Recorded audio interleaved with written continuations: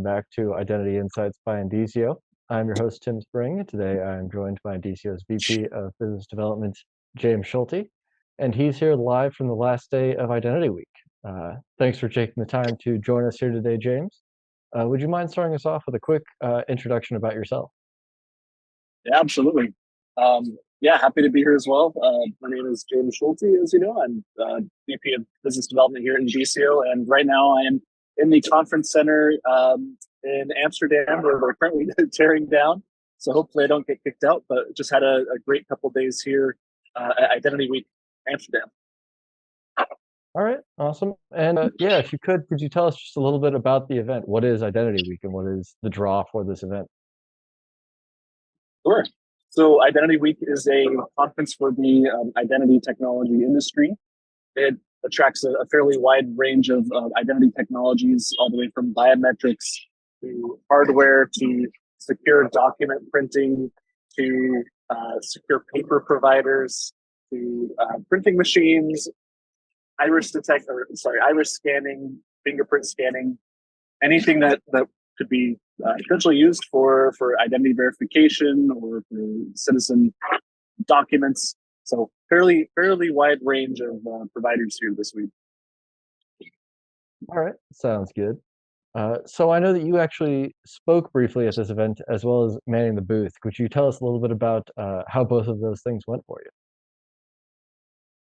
Yeah, so we had a lot of interest from organizations who are trying to navigate the European digital identity wallet landscape.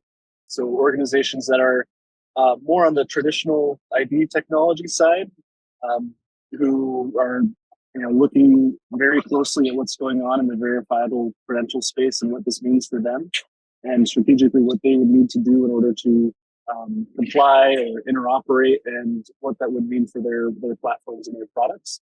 There were also biometrics companies who are interested in incorporating verifiable credentials into their product offerings as well, especially because they play a role in the identity branding. So making sure that the credential belongs to the person that's holding the device. So there's lots of connecting points for them as well. But it's interesting in the past 2-3 years, seeing the uptick in interest in decentralized identity technology, especially here in Europe as a result of the eIDAS 2.0 regulation, which is really pushing in that direction hard. So exciting to be at the heart of it and discuss with a lot of these vendors how they're going to adapt.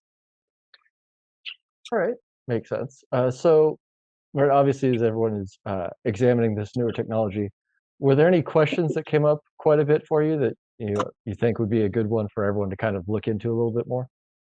So yeah, I got a lot of questions about, for example, the wallets. What wallet should they use? What wallets should they be looking at? How they incorporate those into their platform? Overall, how can they plug into the ecosystem when it comes time for them to do so? So that obviously led to really good discussions, because at DCO, obviously that's what we do. We can make that easy for them to plug right in, either as an issuer or a verifier or as a wallet provider, integrating the credential capability into their existing platforms. So there were some really good conversations that came out of that. So yeah. All right, nice. So I don't want to keep you too long. I realize they're currently packing up behind you. Could you leave us with just a few key takeaways from the event? Key takeaways that I'm taking from this conference is that decentralized identity was a major theme here. And the interest in it is growing rapidly. More and more people asking about it, more people watching as they're realizing that their traditional business models will have to adapt, and will have to accommodate. So from a vendor perspective, organizations figuring out what their next steps will be strategically, how to integrate these capabilities into their platforms and their products. And then on the government side, with government procurement teams here looking at what vendors to partner with, what technologies to use, looking specifically at those who have those decentralized identity capabilities, either on the roadmap or in their pipeline.